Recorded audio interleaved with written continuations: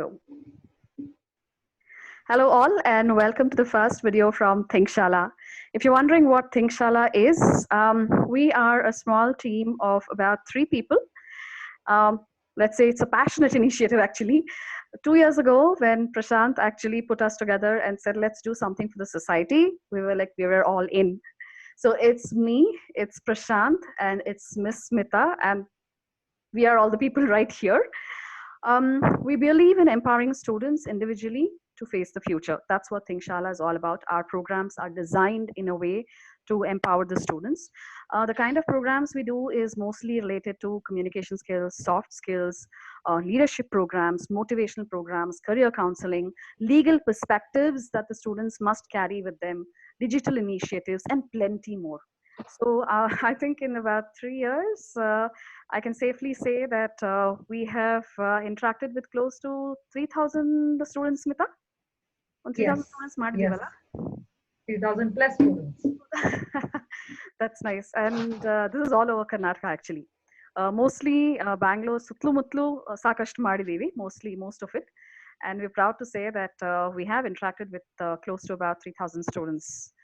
So I think that's a fantastic one. So thank you, I Prashant. want to add something here. Yes, please. Heli Smita.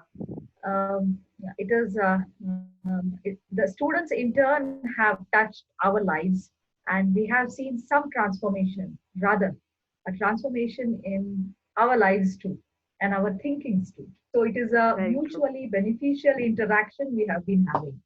Very true. Very Yes, true. to add on, learning was from both the ends. There was something to carry out from every institute which we used to visit. Perfect. I think it's a fantastic experience so far. So let's do a quick introduction of ourselves. I think we're going to start with Smita. Okay. Yes, I professionally work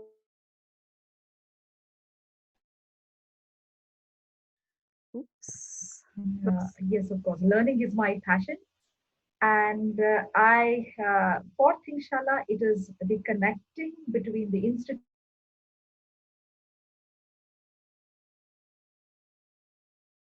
for ThinkShala. Okay. Prashant, what about you? Uh, I'm actually, to be honest, I can say that I am a constant learner. Firstly, I'm a student, and I love to be student forever. And yeah, now my profession is I'm a teacher, and I'm a communication trainer, and also I'm a communication scholar. Wow, that's an interesting portfolio to have. I'm Mansi. I'm an adjunct faculty for digital media and journalism. Actually, I come from a background of communication. I've done PR, I've done television, radio, and I've moved to digital media in the last 10 years. I'm a social media consultant. I am also a coach and trainer for digital media. So that's the background we have, and it's a fantastic background. So today we're going to discuss about students because we're seeing a lot of final year students in this COVID-19 situation.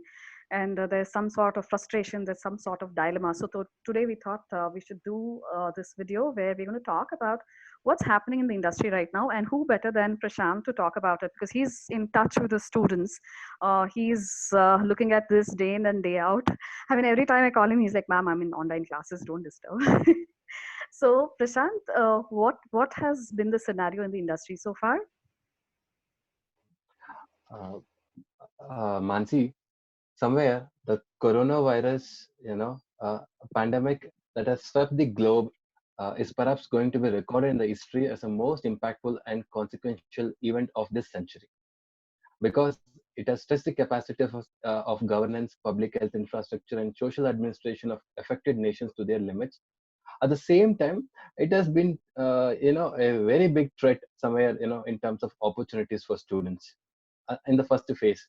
Secondly, already a majority of the, I mean, as Indian government clearly stated that the growth of last 3 years has been put down in last 2 months.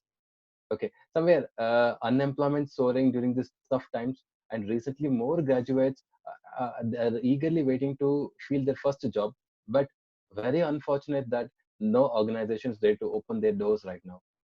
uh, I mean, if you just look at the Ministry of Human Resource Development, they say that close to 32.9 lakh students are going to graduate shortly. Imagine This 32.9 lakh year. students are going to graduate in arts, commerce, science, humanities in different streams, and they're ready to get into the job market. And the growing unemployment rate, especially during this pandemic, it is going to be very difficult for accepting the reality for the students.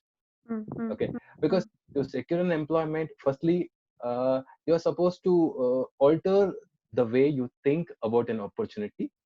Secondly, you're supposed to understand the future requirements of an organization, and uh, being more practical, you should understand what skill sets are now incompetent to be in the industry. If these aspects, if I self introspect as a student, then I can understand where, what, how to knock the door, and how I can grab an opportunity in my pocket. So, Prashant, are you telling us that these are things that they are unable to learn right now, or are they already well equipped with these skills? See, always there is a gap in terms of academy training and industry requirement. And various programs, I think even ThinkShala's major objective is somewhere to connect the academia with industry. The fact is that we have put our own best effort in training the kids to understand the industry, at the same time to groom their school skill set. But somewhere, uh, I mean, I should say that we are in our own dreamland. Somewhere we feel like, okay, this is sufficient, and we just always mark ourselves that this is my limit, and this is what I've learned it, and this is sufficient for me to get into industry. But once I go there, whatever I've learned in the institute, it plays a very minor role, and there is more expectation, and that expectation gap should be filled by me. It is going to be a very bigger challenge. Right. So it's the industry academia gap that we're looking at, which is going to be a bigger challenge for In the this first, batch. of course, of course. Secondly, right now the opportunities are very limited, and they choose the creamy layer and the best from the institutes. When I say the creamy and the best, would be like not just academically, their skill set, their talent, their extra learning, their other activities, whichever they're involved in making themselves as the best, would help them greatly. But at the same time, just academic marks is not sufficient to get into any organization. Right, right. I think that has been the issue from the very beginning, from the time we have been studying. I think that's always been a highlight. I mean, eventually, when I have a look at it, the backbenchers have always done better and well compared to the front benchers more often than not. So I want to come to Smita and ask her, Smita, people are searching for jobs. These students are searching for jobs. Their exams are yet to be over, though. They're still contemplating whether it has to be online, offline, how they're going to do it, all of this. But jobs are not going to wait for them. There's a season for jobs, and that's May and June, right? So we're already mid May. Um, there are plenty of jobs. Actually speaking, if you look at LinkedIn or Monster or Shine or any other portals, there are jobs being added every day. Okay, so let us say they found a vacancy. Okay, from a legal perspective or from a credibility perspective, what is it that they're supposed to look for, the first thing to do? Smita, I think you're on mute. Yes. Yeah, yes So there please. is not one rule here. We cannot say that there is any kind of a legal perspective here when we are searching for a job, especially in the current scenario, right? But yes, uh, everybody has this in mind that I want to get into a job. It may not be something what I would have taken in the normal times, but one thing is sure, you have to choose the kind of environment or the company or the entity you are going to join. That is very important for you. And how do you do this? It's very simple. uh, just when you get to get an offer, you just discuss it with your people around you, your friends, your relatives, your contacts. Just say, okay, I've got an offer from this company, this particular business. So do you know about it? Have you heard about it? Furthermore, we are in the era of internet of things, social media, digital media, because you cannot get out of the house, right?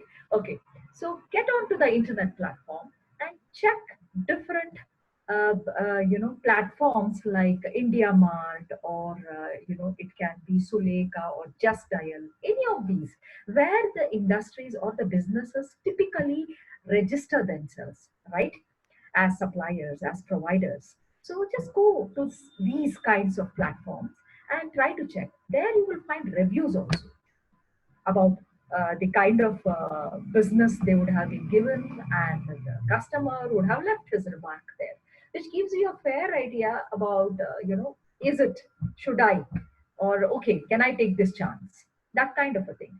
And there is, of course, when we come to the legality of that part to it, yes, it becomes the onus of the candidate or the to the employee to find out himself on his own initiative. Company is not going to disclose anything. Okay, it is very difficult. It may say I have a website. Anybody can have a website, right? True, It very doesn't true. say that there is any means he was licensed to run that business, right? It Mm-hmm. doesn't. So the best part is that you have to find it out, and one of the ways is means when between companies, of course, it is always said that you have to go to the registrar of companies, and you can pay some nominal price and you can get the information about the company. Right. But it is not that. Here we are talking about students, candidates, right? So Yes. in their case, the best option is to find out all these places where they could have used legal credentials to get into these platforms. Like Just Dial, I want to register there as a supplier or a service provider, then I have to give certain credentials there, right?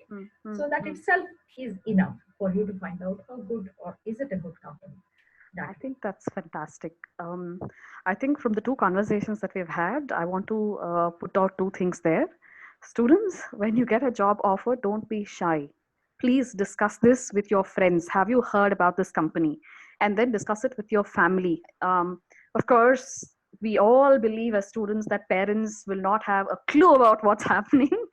But I think it's very Yes. important to discuss with them. They come with their experience and they know exactly what to tell you, and discuss it with your relatives as well.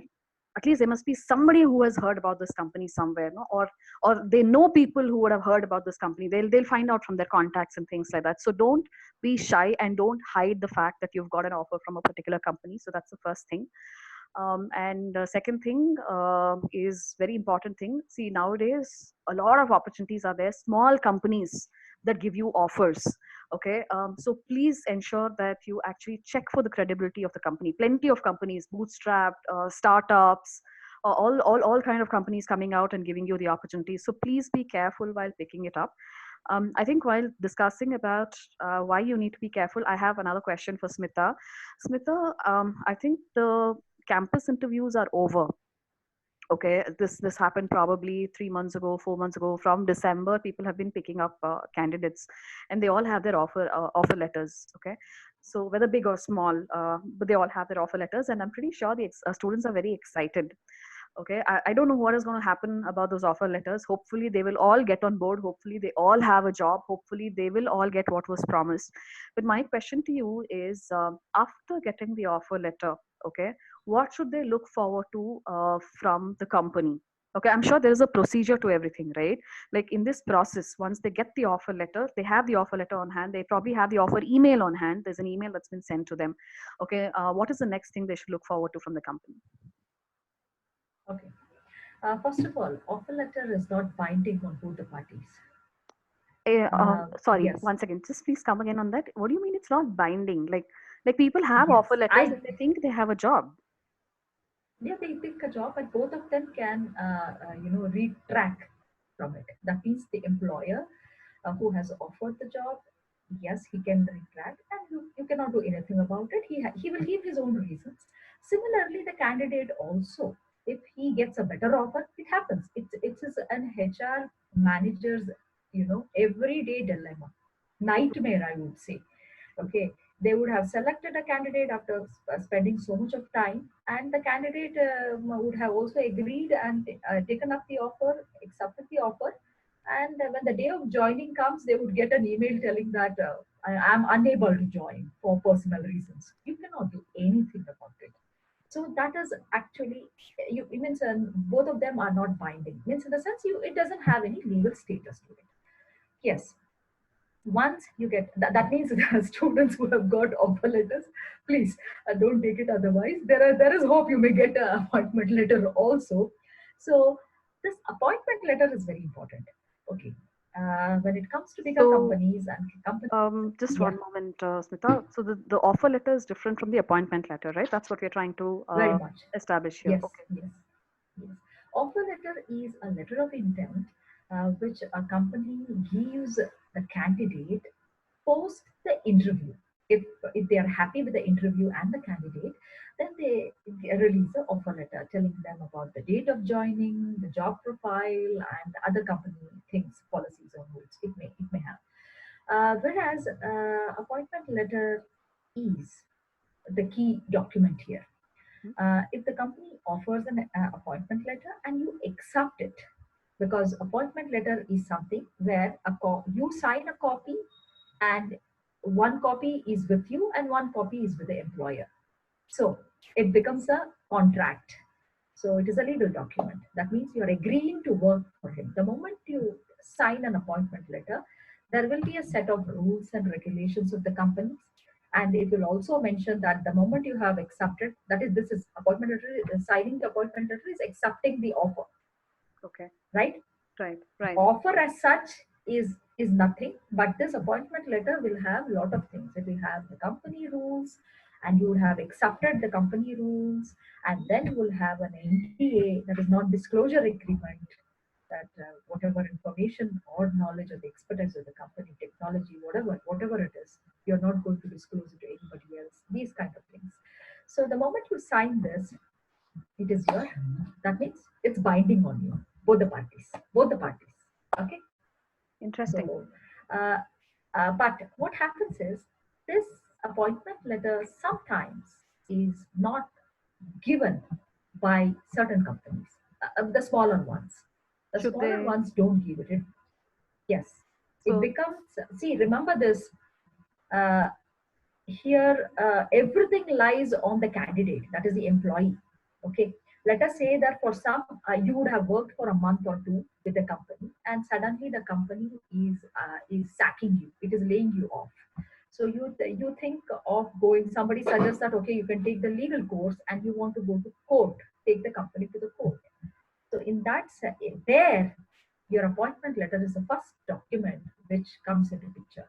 So if you say that no, the company did not give me any appointment letter, nobody is going to help you. The law also cannot help you. It will dismiss your case.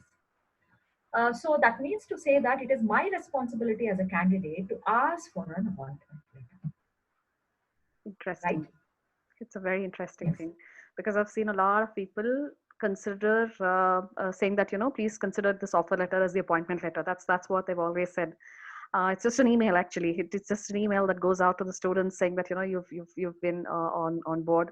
So this is when they look at the vacancy, they want to look at credibility of the company, and then what should they look out for before joining the company. But I want to take like 5 or 10 steps backwards actually, and come back to Prashanth. Prashanth, are you there? Can you hear me? Yes, yes, yes, Okay. So, yes. Prashant, my question to you is, I think you talked about where the industry is going in terms of the academia, how students are looking at things, what's the scenario in the industry right now. But I want to ask you this as a communication scholar, okay, as a communication scholar, what is it that we should be expecting from the students, the final year, the graduate or the postgraduate people, or basically students who are moving into the corporate world? What should we expect from them? Okay. See, Mansi, see, some of the top employers like Amazon, Google, or Tech Mahindra, Walmart, Cape Gemini, JP Morgan, I can keep mentioning. So, very interestingly, almost like in last 4 weeks, they have announced more than 80,000 openings at entry level positions. Okay. Very interestingly, on their official pages on LinkedIn, they've announced all these opportunities. But me as a fresh graduate, I should be ready to accept any kind of entry level positions without any kind of hesitations, even though the pay scale is, because I mean, couple of research articles which showcase that the companies which used to pay at the entry level positions, actually the percentages come down almost like 30 to 40% decline in the salary. We can find it, but still opportunities are more and more. And all the organization says that 81% of their hiring procedures and hiring process is on during the COVID-19 pandemic also. Nowhere, no organization has taken a break. Okay, but we can find that the upper level, positions, okay, of course they are under risk because the pay is high. Obviously, due to cost cutting, they are just trying to break down. But the fact is that at entry level and middle level, we can find a sizable opportunities open for any graduate who's going to pass out. So me as a student, no need to worry whether I'm going to get an opportunity or whether I'll be fitting into the market and how is the hiring process now. Everything remains same. There's no shift. Okay. Couple of facts is that I'm supposed to look into the right portal, do proper research, apply to the right organization according to my skill set. Then if the particular profile suits me and if organization feels that my skill set is sufficient to work with them, obviously the deal is it's cracked. Prashant, I think you've mentioned all the biggies and the right way of approaching a job. Fantastic. What about those students who have said, like, I want to go to a big industry and this is the pay scale that I want? I've seen a lot of students, who's going to work for 10K, ma'am? I'm like, 10K right now in this industry, it's probably huge.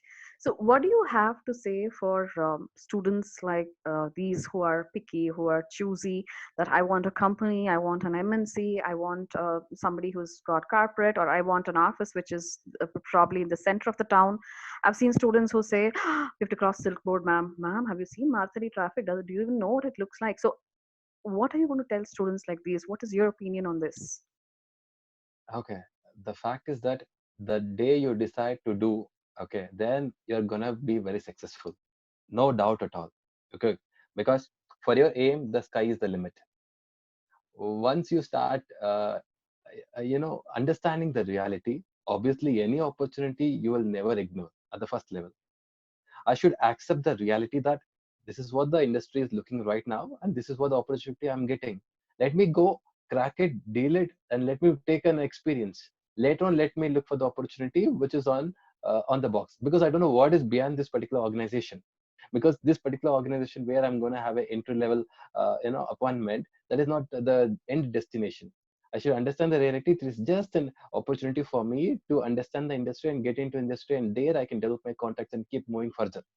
Because none of us have stopped with one organization, or to be honest, we never been to just one organization throughout our lifetime. Once we have understood that how industry what it wants, we have started upgrading ourselves. So as a student also, there is no, I mean, there is nothing wrong. You can start your own organization. Now everybody are into startup.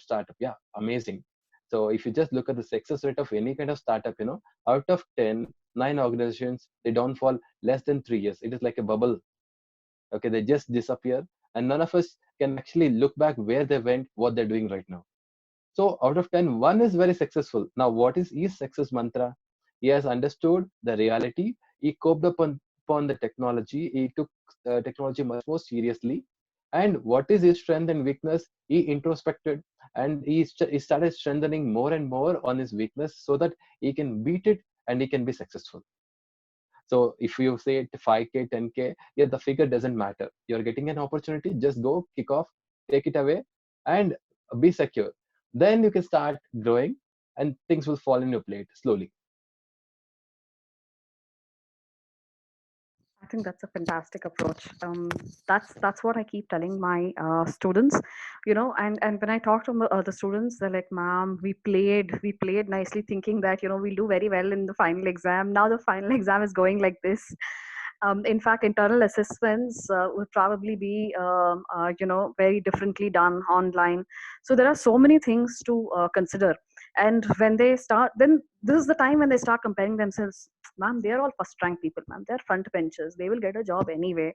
So I want to tell all the students here that, I mean, your marks doesn't matter to any of us. I have hired people, I've hired people for many, many companies. When it comes to digital marketing, for especially for startups, they want the best talent. So they ask me to come and sit on the board.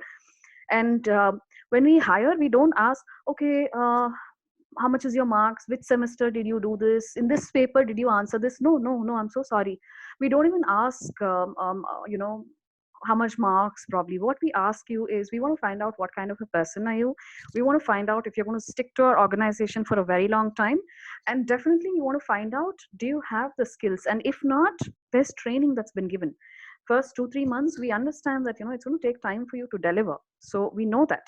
I mean, everybody in the industry know that. Every HR manager knows this. Every CXO level members knows it.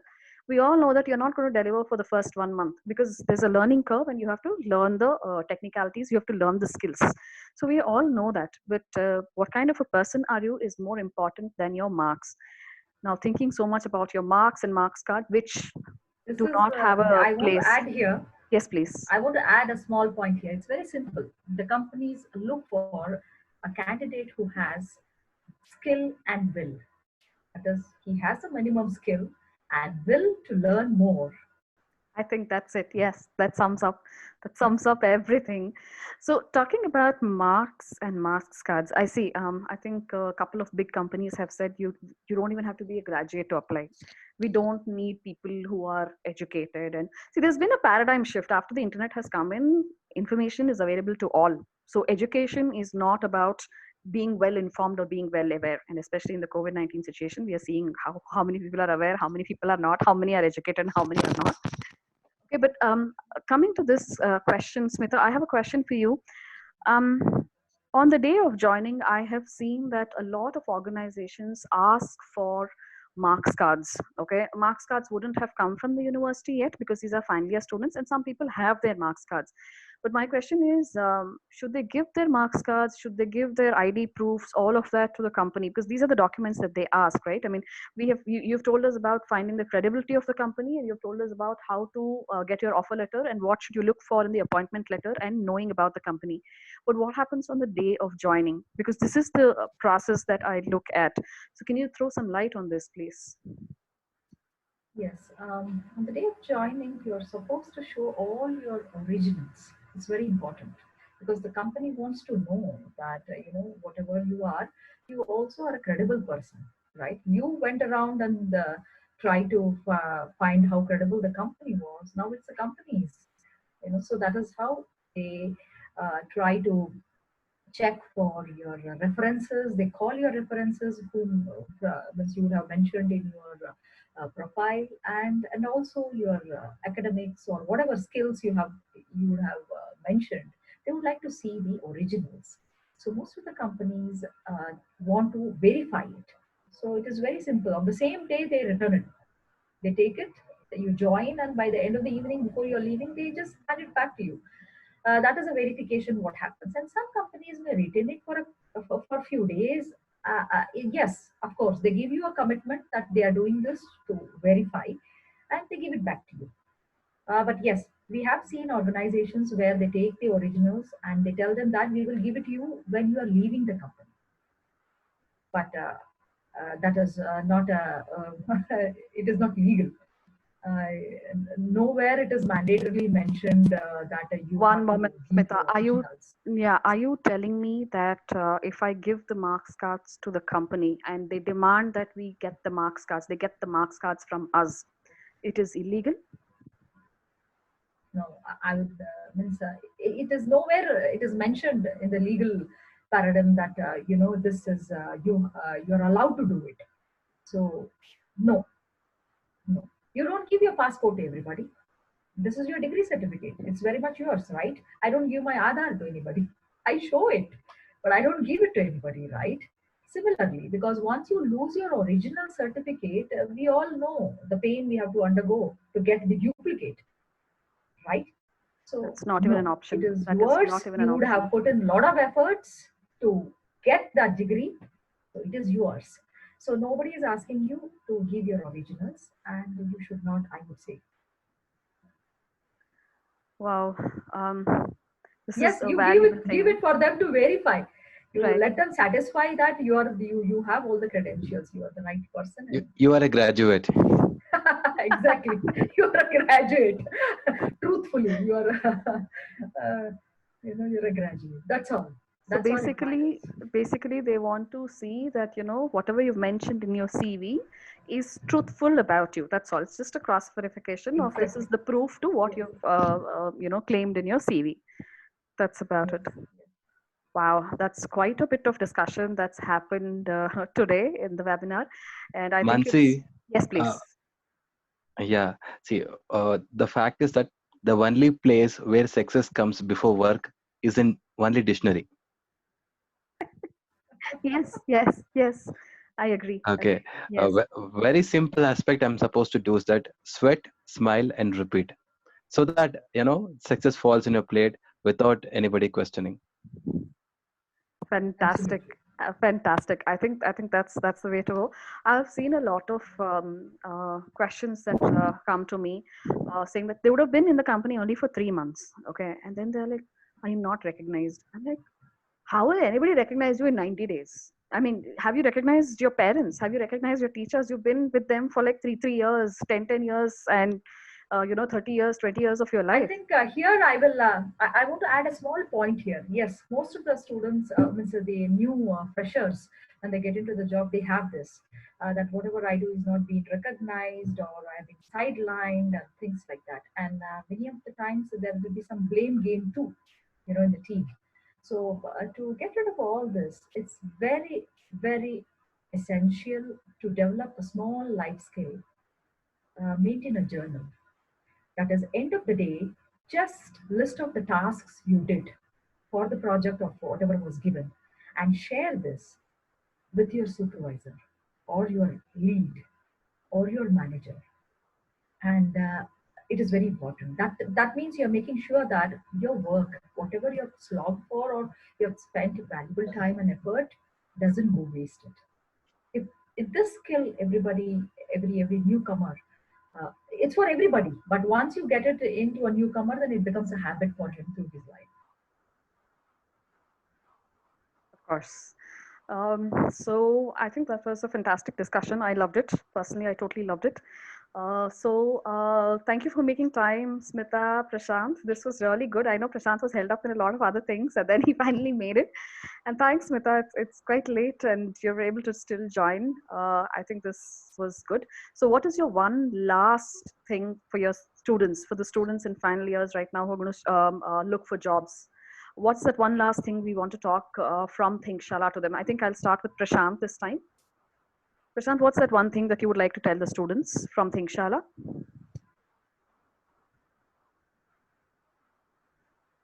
Looks like there's a technical difficulty. Smita, what is that one thing that you would like to tell the students? I would like to share a small experience. Um, when I completed my degree, that was in 1996. I tell you, that time, I think most of them during that period will have the same experience. We have done honorary work to get that experience in the industry. No money, yes, working complete full time. That has brought us here today. I don't regret it. So, all students, yes, because as Prashant mentioned, there is a gap from campus to the industry. There is a gap, yes. So, please, we are not in a position to demand. It's a totally a different world. Campus is a different world, and the industry is a different world. So, we need little time to adjust to it and understand what is the demand there. Whatever I studied here, is it useful there? And also make it useful. That requires a little time period. So, this is the time period. Yes, go ahead. If somebody is offering you work and they are telling that I'm unable to pay you, they will pay you. They will feel sad at the end of the day and give you pocket money. Don't worry. But that experience is very important. Prashant, It at is this very juncture, important. yeah, Prashant, at this juncture, what do you have to say as the last word from ThinkShala? Hello, Prashant, can you hear us? Are you there? You could unmute him, Mansi. Yes, yes, I think he's on. Yeah, I'm trying to unmute him. Yes. Yes. Prashant, can you hear us? Yes, I can. Yes. What is your last statement from ThinkShala to the students who are in their final years who are looking for jobs? What do you have to say? Okay. I think that our discussion is sufficient for them to receive a message.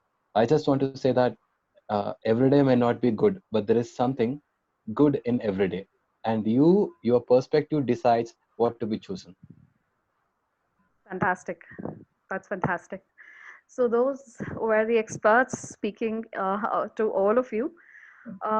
I'm sure you have questions. When you look at this, you have different questions, and I'm seeing that final year students are struggling. They're frustrated. Their exams are yet to be over. The GPAs aren't as expected. They're trying to figure out what universities to get into. Some of them have got offers from the universities, but travel is banned. Travel is banned. They can't even go for further. I mean, there are group discussions that are supposed to happen. Everything has been postponed. Worse still are the students who have applied for universities abroad, have paid their fees, and then they can't move there, and then the semester is going to start there. So there are a lot of things that are happening, and those who are trying to search for a job, they don't know where to look for, what to look for. See, those in the cities somehow do things, but then those in the rural side who want to come to the cities, who've got that talent, are still wondering what to do. So in that case, all you have to do is write to thinkshala@gmail.com. That's THINKSHALA@gmail.com. And Prashant will actually look through the email and revert to you. We are here to help you out. That's why ThinkShala was born. So you can look for us on Instagram, on Twitter, on LinkedIn, and on Facebook as ThinkShala. I'll repeat that. It's THINKSHALA.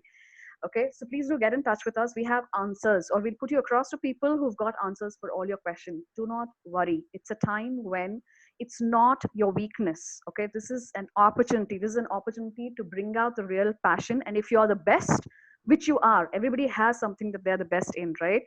So if you know what you're good at, I think you should sell that to the industry. And this is the right time to do this because nobody can replace you.